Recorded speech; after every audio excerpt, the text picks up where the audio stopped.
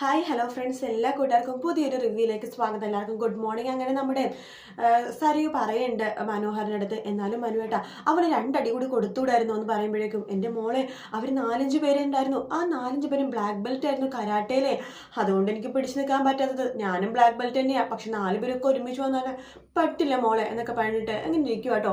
ആ സമയത്തേക്ക് അവിടേക്ക് വീണ്ടും കിരൺ വരുമ്പോഴേക്കും ഷാരി വേഗം ഉമ്മറത്തേക്ക് പോകുവാണ്. ഉമ്മറത്തേക്ക് പോകുമ്പോൾ ഷാരി മനസ്സിലിങ്ങനെ വിചാരിക്കുന്നുണ്ട്, എൻ്റെ ഈശ്വര അവൻ പിന്നെയും വരുന്നുണ്ടല്ലോ, ഇനി എന്തിനാണ് അവൻ വരുന്നത് എന്നിങ്ങനെ ആ മനസ്സിലിങ്ങനെ വിചാരിച്ചിങ്ങനെ നിൽക്കുക കേട്ടോ. അതിനുശേഷം കിരണികൾ വരുന്നുണ്ട്. അതെ, ഞാനൊരു സന്തോഷ വാർത്ത പറയാൻ വേണ്ടി വന്നതാണ് എന്ന് പറഞ്ഞിട്ട് അകത്തേക്ക് കിരണിങ്ങനെ നോക്കുന്നുണ്ട് കേട്ടോ, ആരെങ്കിലും വരുന്നുണ്ടോ എന്ന്. അപ്പം ആരെയും കാണുന്നില്ല. അതിനുശേഷം ഷാരിയുടെ അടുത്ത് പറയുന്നുണ്ട്, അതെ ഭയങ്കര സന്തോഷ വാർത്തയാണ്, ചിലപ്പോൾ നിങ്ങൾക്ക് കേട്ടാൽ അത് ദുഃഖ വാർത്തയായിരിക്കും, എങ്കിലും ഞാൻ പറയാം. താര ആൻറ്റിക്ക് ബോധം വന്നു, ബോധം തിരിച്ചു കിട്ടി, ആൻറ്റി പഴയ പോലെ ആയി എന്ന് പറയുമ്പോൾ ഷാരി ആകെ നെട്ടുവാട്ടോ.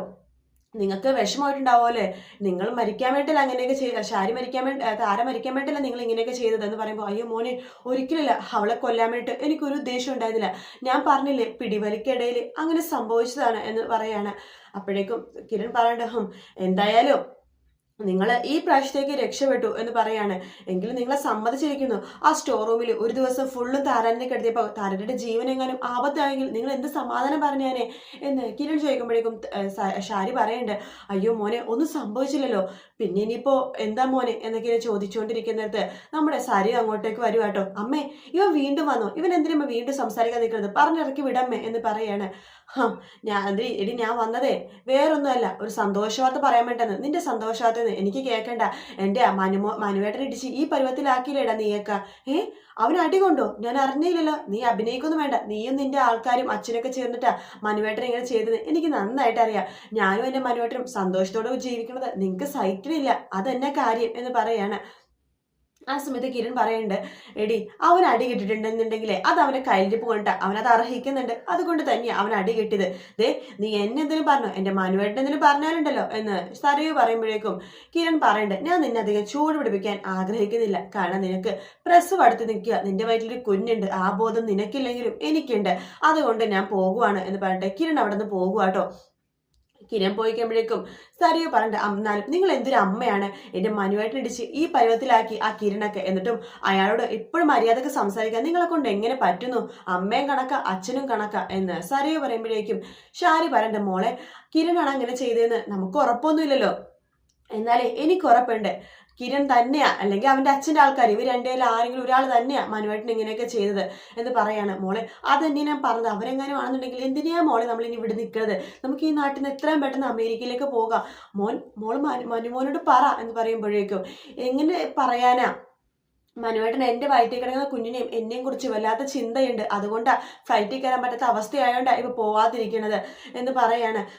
എങ്കിലും അമ്മ എന്നാലും അവരോട് മാറിയായിട്ട് സംസാരിക്കണത് എനിക്ക് ഒട്ടും ഇഷ്ടപ്പെടുന്നില്ല കേട്ടോ അമ്മേ എന്ന് പറയാണ്. ഞാനിപ്പോ വന്നത് മനുവേട്ടനെ കുറച്ചുകൂടി ചൂട് പിടിക്കണം, വെള്ളവും പാവൊക്കെ ഒന്ന് ചൂടാക്കണം, അത് പറയാൻ വേണ്ടിയിട്ടാ, കഷ്ടം എന്ന് പറയട്ടെ നമ്മുടെ സരിയു അകത്തേക്ക് കയറി പോവാണ്. തൊട്ടു പിന്നാലെ ഷാരിയും കയറി പോകുന്നുണ്ട് കേട്ടോ. അതിനുശേഷമാണെന്നുണ്ടെങ്കിൽ കാണിക്കുന്നത് കാർത്തികേനെയാണ്. കാർത്തിക് നമ്മുടെ ലക്ഷ്മിയോട് പറയുന്നുണ്ട്, നമ്മളൊരു അബദ്ധം ചെയ്തല്ലേ അമ്മേ, എന്താ അമ്മേനൊരിക്കലും ഞാൻ എൻ്റെ അമ്മയാണെന്ന് പറഞ്ഞിട്ട് നേരത്തെ പരിചയപ്പെടുത്തേണ്ടിയിരുന്നില്ല, അങ്ങനെയാണെങ്കിൽ ഇപ്പോൾ കിരണിനെ കല്യാണിക്കും അമ്മയുടെ കൈകൊണ്ട് പുരസ്കാരം കൊടുക്കായിരുന്നല്ലോ, എന്നാലും അവർക്ക് പുരസ്കാരങ്ങൾ കൊടുക്കണം, ഒരുപാട് ഫോട്ടോസും വീഡിയോസും ഒക്കെ എടുക്കണം അമ്മേ എന്ന് പറയുമ്പോൾ അവരുടെ ഒരു ഗുമസ്തരുണ്ടല്ലോ, ആ പുള്ളിക്കാരൻ പറയുന്നുണ്ട്, ഇതൊക്കെ ആ വിവരദോഷി പ്രകാശനെ കാണിക്കാനായിരിക്കും അല്ലേ, അയാൾക്ക് കാണിച്ചു കൊടുക്കുന്നുണ്ട് ഞാൻ എന്ന് പറയാണ്. അമ്മ അവർക്ക് പൊന്നാട അണിയിപ്പിക്കുന്നതൊക്കെ എനിക്ക് വീഡിയോയിൽ പകർത്തണം, അമ്മേനെ വീഡിയോയിൽ പകർത്തണം എന്നൊക്കെ പറയാണ്. എന്തായാലും മഹിളാ സമാജത്തിന്റെ സമ്മാനമാകുമ്പോഴേക്കും ക്യാഷ് പ്രൈസ് വേണ്ടെന്ന് വെക്കാനൊന്നും കല്യാണിക്ക് പറ്റില്ല എന്ന് ആ ഗുമസ്തൻ പറയുമ്പോഴേക്കും കാർത്തിക പറയണ്ട, അതെ നല്ലൊരു എമൗണ്ട് തന്നെ ക്യാഷ് പ്രൈസ് ആയിട്ട് കൊടുക്കണം അവൾക്ക് എന്ന് പറയാണ്. ലക്ഷ്മി പറയണ്ട്, എന്നാലും എനിക്ക് കല്യാണി നിന്നെ പോലെ തന്നെയാണ് മോളെ, അവൾക്ക് എത്ര കൊടുത്താലും എനിക്ക് മതിയാവില്ല, ഞാൻ നിന്നെ സ്നേഹിക്കുന്നത് പോലെ തന്നെയാണ് കല്യാണിനെ കാദംബരിനെയൊക്കെ സ്നേഹിക്കുന്നത് എന്ന് ലക്ഷ്മി പറയാട്ടോ. എങ്കിൽ വാ നമുക്ക് കുറച്ചുകൂടി ഒരുക്കം ബാക്കിയുണ്ട് എന്ന് പറഞ്ഞിട്ട് അകത്തേക്ക് അവർ കയറി പോകുവാട്ടോ. അതിനുശേഷം കാണിക്കുന്നത് കിരണിനെയാണ്. കിരൺ കല്യാണിനെ വിളിച്ചോണ്ട് എയർപോർട്ടിൽ നിന്ന് തിരിച്ചു വരുവാട്ടോ. ഡ്രൈവ് ചെയ്തുകൊണ്ടിരിക്കുകയാണ്. ഇടയ്ക്കിടയ്ക്ക് കല്യാണിയുടെ മുഖത്തേക്ക് നോക്കി ചിരിക്കുന്നുണ്ട് കിരൺ. എന്താ കിരണേട്ടാ എന്നെ ആദ്യമായിട്ട് കാണുന്ന പോലെ ഇങ്ങനെ നോക്കി ചിരിച്ചുകൊണ്ടിരിക്കണത്? എന്താ എന്നെ ആദ്യമായിട്ട് കാണുവാണോ? കുറച്ച് നാളിന് ശേഷം തന്നെ ഞാൻ അപ്പം വീണ്ടും കാണുമല്ലോ നേരിട്ട്, അതിൻ്റെ ഒരു എക്സൈറ്റ്മെന്റ് എന്ന് പറയുമ്പോൾ കല്യാണി പറഞ്ഞേ, എന്നാലും കഷ്ടമായി കിരണേട്ടാ, കല്ലുമോനെ കൂട്ടിക്കൊണ്ടല്ലേ എയർപോർട്ടിൽ വരാൻ എന്നോട് പറഞ്ഞിരുന്നത്, പിന്നെന്താ കല്ലുമോനെ കൂട്ടിക്കൊണ്ടിരാതിരുന്നത്? എടോ ഞാൻ മനഃപൂർവ്വം കൂട്ടിക്കൊണ്ടിരാതിരുന്നതാ, കാരണം എയർപോർട്ടിലൊക്കെ നിറച്ചും ആൾക്കാരും കാര്യങ്ങളൊക്കെ കുഞ്ഞിനെ അതിൻ്റെ ഇടയിലേക്ക് കൊണ്ടുവരട്ടെന്ന് വെച്ചിട്ട് കൂട്ടിക്കൊണ്ടിരാതിരുന്നതാടോ എന്ന് പറയാണ്. അതിനുശേഷം കിരൺ പറഞ്ഞ, പിന്നെ തന്നോട് പറയാനൊരു സന്തോഷ വാർത്ത ഉണ്ട് കേട്ടോ. എന്താ കിരണേട്ടാ? നമ്മുടെ താരാൻ്റെ ബോധം വന്നു. ശരിയായോ ഇപ്പോ? ശരിയായി. ഇപ്പോ താരാൻറ്റി എല്ലാം സമ്മതിക്കുന്നുണ്ട്. പിന്നെ അന്ന് പിടിവലിക്കിടയിലാണ് തല പോയി ഇടിച്ചതും താരാൻറ്റി സമ്മതിച്ചു. അവര് മനഃപൂർവ്വം ചെയ്തൊന്നുമല്ല ആ ഷാരി എന്ന് പറഞ്ഞവര്. എങ്കിലും അവരെയൊക്കെ സൂക്ഷിക്കണം കിരണേട്ടാ. താരാൻറ്റി ഇങ്ങനെ ഒറ്റയ്ക്ക് നിൽക്കുന്നത് അത്ര നല്ലതല്ല. താരാൻറ്റിക്ക് അച്ഛൻ്റെ വീട്ടിലേക്ക് പോയി നിന്നൂടെ എന്ന് പറയുമ്പോഴേക്കും അതെന്ത് ചെയ്യാനാടോ, ഞങ്ങളെല്ലാവരും മാറി മാറി പറഞ്ഞതാ, പക്ഷേ അത് തെറ്റിദ്ധാരണകൾ കൂടുതൽ ഉണ്ടാക്കും, മറ്റുള്ളവർ എന്തെങ്കിലുമൊക്കെ പറയുവെച്ചിട്ടല്ലേ താരാൻറ്റി അവിടെ പോവാത്തത്. എങ്കിലും താരാൻറ്റിനെ ഇങ്ങനെ ഒറ്റയ്ക്ക് നിർത്തുന്നത് അത്ര ശരിയല്ല കിരണേട്ടാ. അതിനെക്കുറിച്ച് നമ്മൾ ഗൗരവമായിട്ട് കാണണം.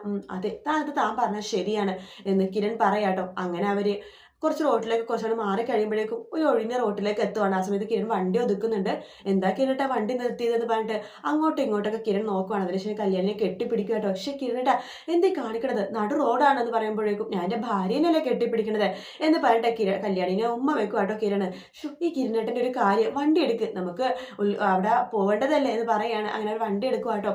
അങ്ങനെ അവർ മഹിളാ സമാജത്തിന്റെ ആ ഒരു സ്വീകരണ ചടങ്ങിലേക്ക് എത്തുവാണ്. അവിടെ എത്തുമ്പോഴേക്കും ഒരുപാട് ആൾക്കാരുണ്ട് കേട്ടോ. കിരൺ പറയണ്ട, ആഹാ ഗംഭീര സ്വീകരണമാണല്ലോടോ. അതേന്ന് എന്ന് പറഞ്ഞിട്ട് അവർ വണ്ടിയിൽ നിന്ന് ഇറങ്ങുവാണ്. ഇറങ്ങുമ്പോൾ തന്നെ അവർ സ്വീകരിക്കാൻ വേണ്ടി ഒരുപാട് കൊച്ചു പിള്ളേരും ചേച്ചിമാരൊക്കെ ഉണ്ടായിരുന്നു കേട്ടോ. അവരെല്ലാവരും കൂടി രണ്ടുപേരെ സ്വീകരിക്കുകയാണ്. താലപ്പൊലിയൊക്കെ എടുത്തിട്ട് അങ്ങനെ അവർ സ്വീകരിച്ചിട്ട് അകത്തേക്ക് കയറുന്നുണ്ട്. അകത്തേക്ക് കയറി കഴിയുമ്പോഴേക്കും അവിടുത്തെ ആ ഒരു ലേഡി പ്രസംഗിക്കാൻ വേണ്ടി തുടങ്ങുവാണ്. മഹിളാ സമാജത്തിന്റെ സെക്രട്ടറി എന്ന് പറഞ്ഞിട്ട്, അതെ നമ്മുടെ സ്വീകരണം സ്വീകരിക്കാൻ എത്തിയ കിരണും കല്യാണിക്കും ആദ്യം തന്നെ നന്ദി പറയുവാണ്. കല്യാണി നമ്മുടെ എല്ലാവരുടെ പെണ്ണുങ്ങളുടെ അഭിമാനമാണ്, പെണ്ണ് എന്താണെന്ന് കാണിച്ചിരുന്നത് കല്യാണിയാണ് എന്നൊക്കെ പറഞ്ഞ് കല്യാണിനെ കുറിച്ചുള്ള 2-3 വാക്കുകൾ പറയാണ്. ഇതെല്ലാം കേട്ടുകൊണ്ട് നമ്മുടെ കാർത്തികയും ലക്ഷ്മിയും ഒരു മൂലൊക്കെ മാറി നിൽക്കുവാട്ടോ. കാർത്തികയാണെങ്കിൽ എല്ലാം വീഡിയോയിൽ പകർത്തലുണ്ട്. അതായത് കിരണും കല്യാണി ഇവിടെ നിൽക്കുന്നു, ലക്ഷ്മി ഇപ്പുറത്തെ മൂലക്ക്, സ്റ്റേജിന്റെ ഇപ്പുറത്തെ മൂലക്ക്, കാർത്തിക ഇപ്പുറത്തെ മൂലക്ക്. ഇവിടെ നിന്ന് വീഡിയോ പിടിക്കുകയാണ്. അപ്പൊ പിടിക്കുമ്പോൾ ലക്ഷ്മിനെ കൂടി ഈ ഭാഗത്ത് കാണാലോ, അതുകൊണ്ട് അങ്ങനെ വീഡിയോ പിടിക്കുകയാണ്. അങ്ങനെ കല്യാണി 2 വാക്ക് സംസാരിക്കാൻ വേണ്ടി കല്യാണിയെ ക്ഷണിക്കുന്നു എന്ന് ആ സെക്രട്ടറി പറയുമ്പോൾ കല്യാണി വരുന്നുണ്ട്. ഞാൻ ജീവിതത്തിൽ ഒരുപാട് ഘട്ടങ്ങളിലൂടെ കടന്നു പോയതാണ്. ഇപ്പോൾ ഈ പുരസ്കാരം മേടിക്കാൻ സാധിച്ചത് എനിക്ക് അഭിമാനമുണ്ട്. എങ്കിലും എൻ്റെ ഈ പുരസ്കാരങ്ങളെക്കാളും എനിക്ക് ഏറ്റവും വലിയ പുരസ്കാരം എന്ന് പറഞ്ഞാൽ എൻ്റെ കിരണേട്ടനും എൻ്റെ മോനും ഒക്കെ തന്നെയാണ്. എല്ലാ പെണ്ണുങ്ങളുടെ വിജയത്തിന് പിന്നിൽ ഒരു പുരുഷനുണ്ടാകും. ഈ പുരുഷന്റെ വിജയത്തിന് മുമ്പിൽ സ്ത്രീ ഉണ്ടാവും എന്ന് പറയുന്ന പോലെ തന്നെ എൻ്റെ എല്ലാ വിജയങ്ങൾക്കും കാരണം എൻ്റെ കിരണേട്ടനാണ്. എൻ്റെ കിരണേട്ടനാണ് ഈ ജീവിതത്തിൽ എനിക്ക് ഏറ്റവും വലിയ സമ്മാനം എന്നൊക്കെ പറയുക കേട്ടോ. അതിനുശേഷം കല്യാണി അവിടെ പോയിരിക്കുകയാണ്. കല്യാണിക്ക് പുരസ്കാരം കൊടുക്കുന്നുണ്ട്, പൊന്നാട് അണിയിപ്പിക്കുന്നുണ്ട്. അതിനുശേഷം ആ സെക്രട്ടറി വീണ്ടും പ്രസംഗിക്കുവാണ്. കല്യാണിനെ ഈ നിലയിൽ എത്തിച്ച നമ്മുടെ കിരണിനും ഒരു പുരസ്കാരം കൊടുക്കാൻ വേണ്ടി ആഗ്രഹിക്കുന്നു എന്ന് പറയുമ്പോൾ കിരണും ആകെ ഞെട്ടിപ്പോവാട്ടോ. അങ്ങനെ കിരണും എഴുന്നേൽക്കുന്നുണ്ട്. അങ്ങനെ അവർ കിരണിന് ഒരു പൊന്നാട് അണിയിപ്പിക്കുകയാണ്. കിരൺ സാർ 2 വാക്ക് സംസാരിക്കുന്നു പറയുമ്പോൾ കിരൺ മൈക്കിന്റെ മുമ്പിലേക്ക് വരുന്നുണ്ട്. അതിനുശേഷം പറയുന്നുണ്ട്, എനിക്ക് 2-3 വാക്കുകളൊന്നും പറയാനൊന്നുമില്ല. ആകെ ഒരേ ഒരു കാര്യം മാത്രമേ എനിക്ക് പറയാനുള്ളൂ. കല്യാണിയുടെ പേരിൽ അറിയപ്പെടുന്നത് എനിക്ക് എന്നും ഒരു അഭിമാനം മാത്രമാണ്. എൻ്റെ ഭാര്യ ഈ നിലയിലെത്തിയല്ലോ, അവളിപ്പോൾ ഒറ്റയ്ക്ക് ഡൽഹിയിൽ പോയി അവാർഡും കാര്യങ്ങളൊക്കെ വാങ്ങിച്ചു. ഇതെല്ലാം എനിക്ക് അഭിമാനം ഉണ്ടാക്കുന്ന കാര്യങ്ങളാണ് എന്നൊക്കെ പറഞ്ഞിട്ട് 2 വാക്ക് പറഞ്ഞിട്ട് കിരൺ അവിടെ വന്നിരിക്കും കേട്ടോ. അതിനുശേഷം കിരണും കല്യാണിയും കൂടി ഒരുമിച്ച് എഴുന്നേറ്റിട്ട് ആ പുരസ്കാരം എല്ലാവരുടെ മുമ്പിൽ പൊക്കി കാണിക്കുന്ന ഒരു ഭാഗത്തോട് കൂടിയിട്ടാണ് കേട്ടോ ഇന്നത്തെ എപ്പിസോഡ് തീരുന്നത്. വീഡിയോ ഇഷ്ടപ്പെട്ടെങ്കിൽ ലൈക്ക് ചെയ്യുക, സബ്സ്ക്രൈബ് ചെയ്യുക, കമൻറ്റ് ചെയ്യുക. മറ്റൊരു വീഡിയോ ആയിട്ട് വീണ്ടും കാണാം. Take care, bye bye.